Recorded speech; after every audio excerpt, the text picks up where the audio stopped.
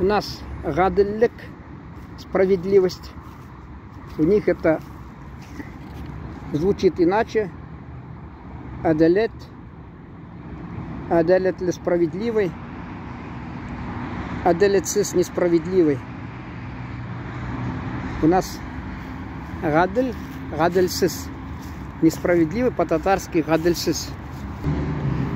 Вот у нас на татарском краю села приходил сосед с нашей улицы и моему младшему брату обращался Одаш, Одаш.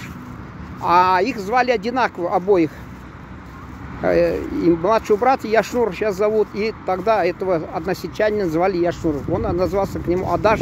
Значит, что это означает? Тезка. Когда мы сидели на нарах, или там как нары, как грубо звучит, на тахте и могли ноги вытянуть, как старики там.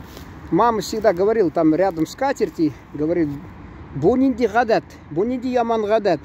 Адет, адет, по-турецки это обычаи, у нас гадат. И на Кавказе известно это слово распространенное, адат, обычай, значит. Если ютум у нас это глоток, адым это шаг.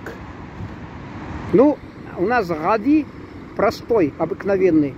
По-турецки ади, ади. Вот адель у нас ади. Адель крутой. Адель по-турецки и по-тюркски справедливый. Адель. В казахском говорят имя Адыгне. Адыгне.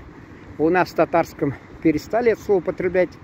А в тюркских языках, вот в турецком есть ад. Ад это значит имя. Ад, ад. Адсыз без имени, безымянный. Исемсыз. Адсыз. Ну, у нас в театре татары кричат афарин, афарин. В Турции тоже самое афарин, это браво. У нас говорят, да, дуа читают, молитву. Белелерден сакла, афетлерден сакла. Афет это бедствие. Афет. Вот и в турецком тоже самое. Афет. Я над произношением не буду заморачиваться. Афет, но просто спешу, и люди рядом. То и дело кто-нибудь выныривает, и мимо меня проходит. Я их кадр просто не беру.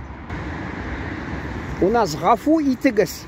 Гафу и тыгас. А у них, да, афедерсинес. Афедерсинес.